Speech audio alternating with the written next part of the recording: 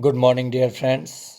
आप सभी का स्वागत है आपके अपने चैनल स्टडी विथ राहुल 247 पर।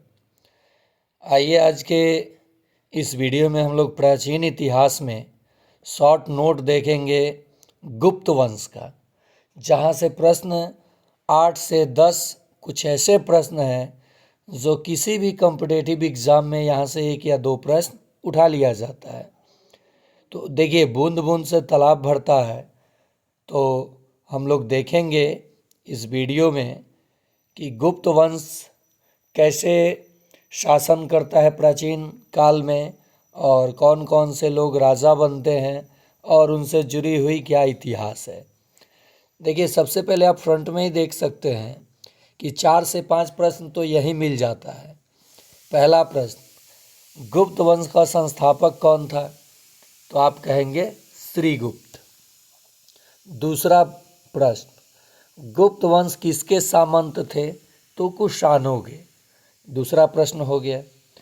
गुप्त वंश का राजकीय भाषा क्या था, यानी कामकाज का भाषा? गुप्त काल की भाषा क्या थी? तो संस्कृत। तीसरा प्रश्न, सर्वाधिक स्वर्ण सिक्के किस वंश ने चलाया?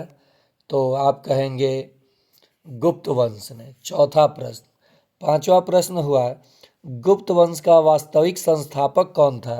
तो चंद्रगुप्त प्रथम। देखिए, संस्थापक तो श्रीगुप्त थे, लेकिन शक्तिशाली राजा जो हुए सर्वप्रथम वो चंद्रगुप्त, और इसी में समुद्रगुप्त और चंद्रगुप्त द्वितीय। तो इन सभी प्रश्नों को हम लोग जानेंगे, नोट्स को बिल्कुल कम समय में तैयार करेंगे, और अंत में हम लोग 10 MCQ करेंगे। ये जो 10 MCQ है पहले पढ़ लेंगे, उसके बाद आप लोग इसका जवाब कमेंट बॉक्स में देंगे। तो चलिए शुरू किया जाए। शॉर्ट नोट क्या है गुप्त वंश के बारे में इस वीडियो में आपको जानकारी मिलेगी। सबसे पहले गुप्त वंश की स्थापना किसने किया? तो श्रीगुप्त ने किया, और इनकी शासनकाल का समय कितना था? 240 से 280, यानी 40 वर्षों ने श्रीगुप्त राज किए, और इनका जो टाइम पीरियड था वो 240 से 280 था। तो संस्थापक आपने देख लिया।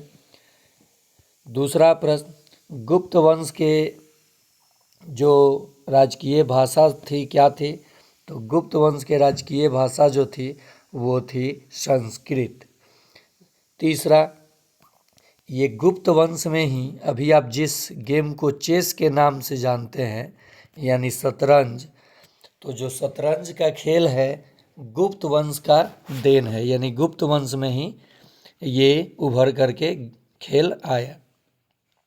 नेक्स्ट हो गया, गुप्त वंश का वास्तविक संस्थापक हम लोग चंद्रगुप्त प्रथम को कहते हैं, जिनका समय काल 320 से 350 वर्ष था, यानी इन्होंने 30 वर्ष राज किया। कितने वर्ष? 30 वर्ष चंद्रगुप्त प्रथम ने। गुप्त वंश किसके सामंत थे? तो कुषाणों के सामंत थे। गुप्त वंश किसके सामंत थे? तो कुषाणों के सामंत थे। नेक्स्ट हो गया कि सबसे अधिक स्वर्ण सिक्का, सोने की सिक्का, स्वर्ण युग गुप्त युग को ही कहा जाता है। सबसे अधिक स्वर्ण सिक्का किस वंश के राजाओं ने चलाया? तो गुप्त वंश के राजाओं ने चलाया। अब नोट में कुछ जानेंगे हम लोग महत्वपूर्ण बातें। अगर प्रश्न आएगा कि सबसे पहले सोने के सिक्के किसने चलवाए? तो हिंद यूनानियों ने। किसने? हिंद यूनानियों ने। शुद्ध सिक्के किसने चलवाया? सोने के शुद्ध सिक्के तो कुषाणों ने। यहाँ से प्रश्न खूब घुमा घुमा के पूछा जाता है।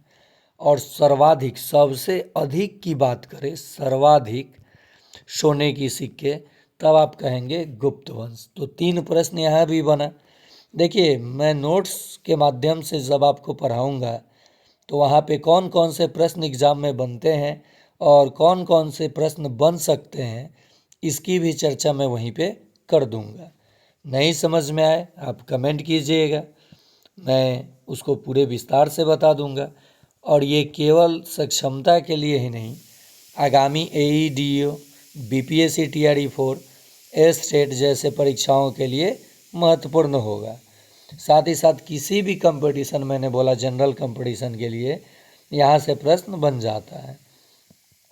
तो 3 प्रश्न आपने जाना। सबसे पहले सोने के सिक्के किसने चलवाए? तो हिंद यूनानियों ने। शुद्ध सोने के सिक्के किसने चलवाए? तो कुषाणों ने। और यहाँ से याद रखेंगे कुषाण गुप्त कुषाण के सामंत थे। शुद्ध सिक्के किसने? तो ये हो गया। सर्वाधिक सोने के सिक्के किस वंश ने चलवाया? तो गुप्त वंश ने। अब एक विशेषता इनके सिक्कों पर थी। क्या थी सिक्के पर? सिक्के के 2 पहलू होते हैं, चिट और पट, यानी 2 तरफ होते हैं। सिक्के के कितने फेस होते हैं? 2।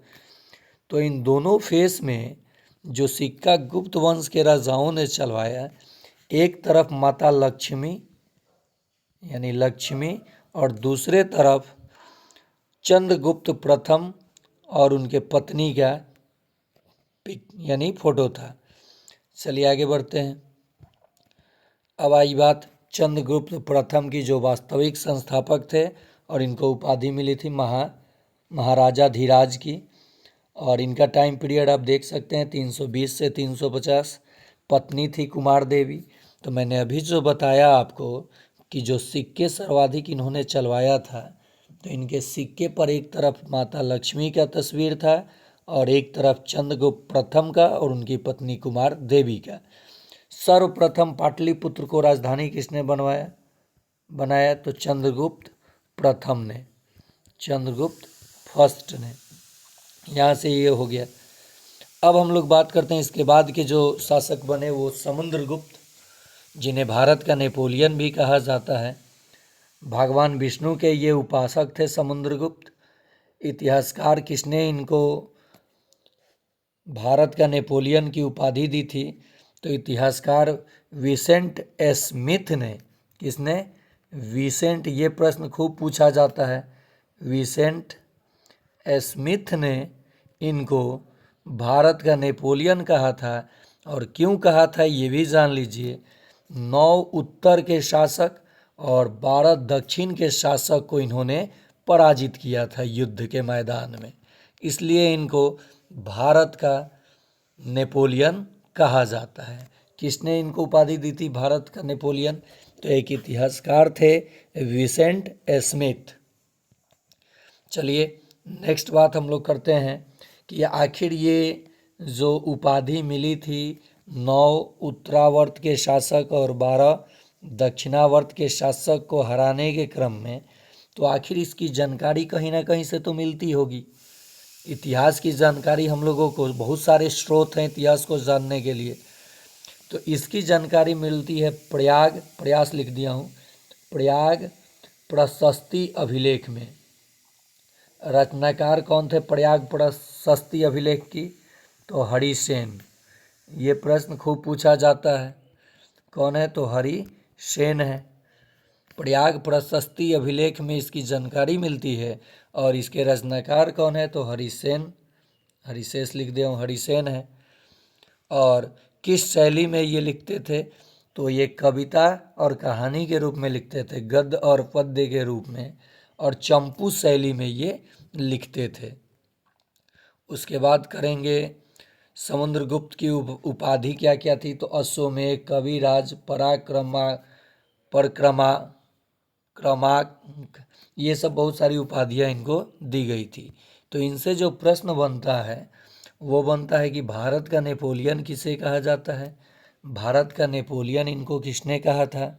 भारत का नेपोलियन इनको क्यों कहा जाता है?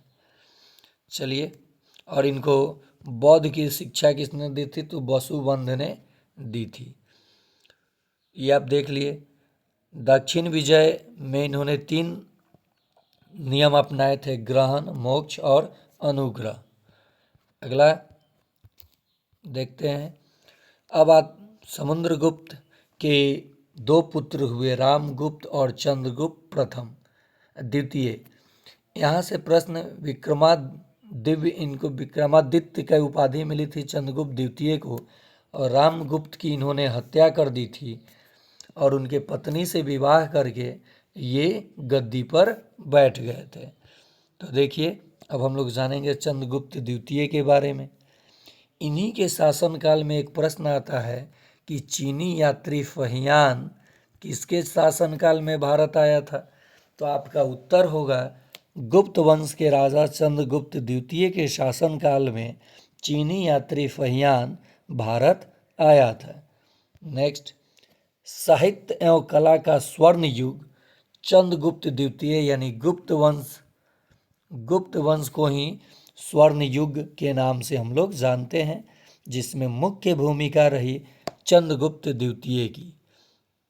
इनकी पत्नी कुबेर नागा, पुत्री प्रभावती गुप्त जिसके पति हुए रुद्रसेन, और ये वाकाटक वंश से संबंधित थे। इनके समय शिक्षा का जो केंद्र था पाटलिपुत्र और उज्जैनी था। तो यहाँ से क्या प्रश्न बनता है ज़्यादा कि चीनी यात्री फहियान किस गुप्त वंश के किस राजा के शासनकाल में, किस शासक के शासनकाल में भारत आया था? तो आपका उत्तर होगा चंद्रगुप्त द्वितीय, और इनका टाइम पीरियड था शासन करने का 375 से 415। चलिए आगे देखते हैं। अब बात आती है कुमारगुप्त की। किसकी? कुमारगुप्त की। तो इनको उपाधि मिली थी महेंद्रदित्व, और नालंदा विश्वविद्यालय जो प्राचीन विश्वविद्यालय में बिहार के नालंदा जिले में स्थित है, उसकी स्थापना कुमारगुप्त ने कराई थी, और इनका टाइम पीरियड था 415 से 455। तो कभी कभी ऐसा प्रश्न पूछ लिया जाता है कि नालंदा विश्वविद्यालय की जो नींव पड़ी वो किस शताब्दी में पड़ी? चौथी सेंचुरी समाप्त है, 5वीं शताब्दी में पड़ी थी। किसमें? 5वीं शताब्दी में। लेकिन एक क्रूर शासक जिसको नालंदा विश्वविद्यालय के उत्थान को देखा नहीं गया और उसने नालंदा विश्वविद्यालय को ध्वस्त कर दिया, जिसका नाम था बोका खिलजी यानी बख्तियार खिलजी, जिसको हम कहते हैं बोका खिलजी। बोका खिलजी यानी इसका नाम था बख्तियार खिलजी।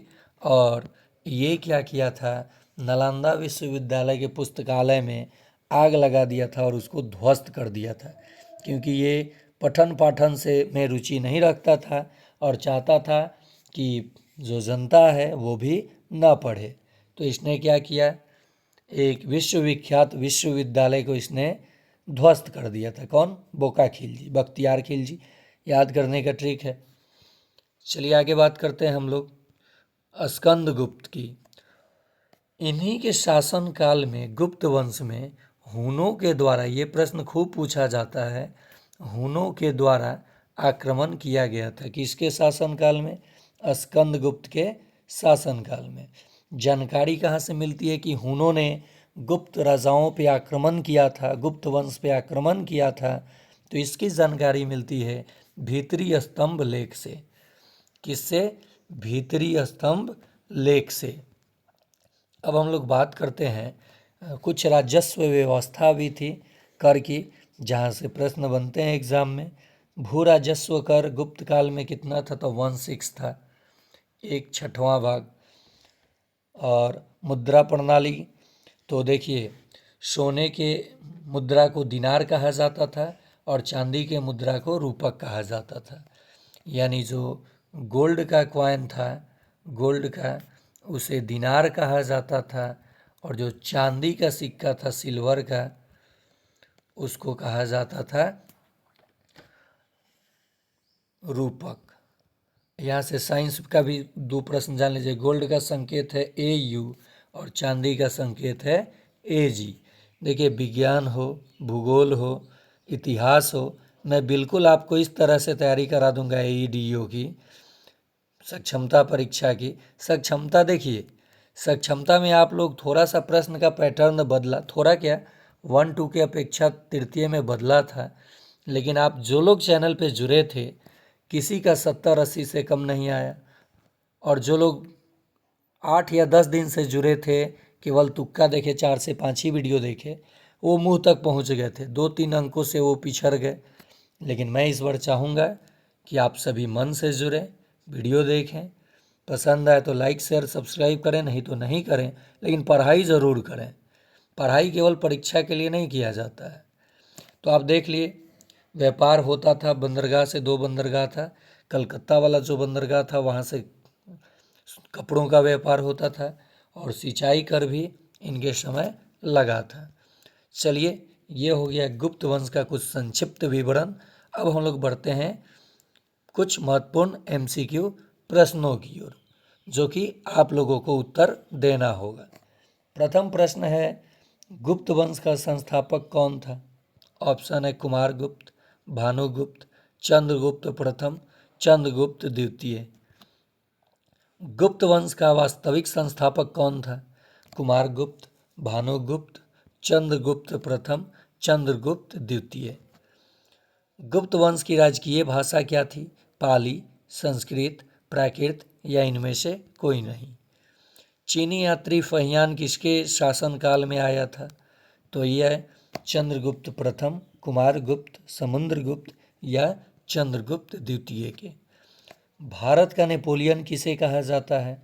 चंद्रगुप्त प्रथम, कुमारगुप्त, समुद्रगुप्त या चंद्रगुप्त द्वितीय। देखिए, थ्योरी सेक्शन को मैंने कवर किया, उसके बाद आपको MCQ जो दे रहा हूँ, यहीं से प्रश्न आपके एग्जाम में बन जाता है। नालंदा विश्वविद्यालय किसने बनवाया था, यानी उसकी स्थापना किसने कराया था 5वीं सदी में? चंद्रगुप्त प्रथम, कुमारगुप्त, समुद्रगुप्त या चंद्रगुप्त द्वितीय। सर्वाधिक स्वर्ण सिक्का किस वंश ने चलवाया था? सर्वाधिक की बात की है मौर्य वंश, सतवाहन, गुप्त, यूनानियों ने। नालंदा विश्वविद्यालय को किसने ध्वस्त किया था? मैंने ट्रिक क्या बताया? मीर कासिम, सिराजुद्दौला, बख्तियार खिलजी, कुतुबुद्दीन ऐबक। और आज गुप्त वंश के शासनकाल का समय क्या था? तो आप देख सकते हैं। और आज का आखिरी प्रश्न है, और मैं आप लोगों से जाते जाते रिक्वेस्ट करूंगा कि आप वीडियो अगर देख रहे हैं, ये सारे VVI, अब आप लोग कहते थे ना कि सर नोट्स दीजिए, तो नोट्स नहीं, नोट्स बनाने में बहुत समय लगता है। मैं पहले थ्योरी सेक्शन करा दूंगा, आप भी उसी तरह से लिख सकते हैं सजा करके, और उसके बाद MCQ लगाएंगे, बिल्कुल परफेक्ट सही होगा। और आप जिस भी एग्ज़ाम की तैयारी करेंगे उसमें एक अच्छा लेवल पे अच्छा स्कोर करेंगे, आपका मनोबल बढ़ेगा, कॉन्फिडेंस बढ़ेगा, एग्ज़ाम आसानी से निकल जाएगा। गुप्त वंश का अंतिम शासक कौन था? तो मैंने यहाँ पे थोड़ा सा एक मिस किया है चीज़, मैं बता दूं कि गुप्त वंश का जो अंतिम शासक था विष्णुगुप्त तृतीय था। तो वहाँ का आप जवाब दे सकते हैं आप लोग। तो ये रहा आज शॉर्ट नोट में इतिहास के, प्राचीन इतिहास के इस वीडियो में गुप्त वंश का। ऐसे ही हम लोग बौद्ध धर्म, जैन धर्म, जो मुख्य मुख्य बातें हैं, मौर्य काल, फिर उसके बाद मध्यकालीन भारत का इतिहास, फिर आधुनिक भारत के इतिहास, शॉर्ट नोट के माध्यम से मैं आपको तैयारी करा दूंगा। और साइंस हो, जैसे आप GS बोलते हैं, गणित हो, रीजनिंग हो, सभी का क्लास मैं बारी बारी से बिल्कुल आराम से सिखा दूंगा। आज के लिए इतना ही, धन्यवाद।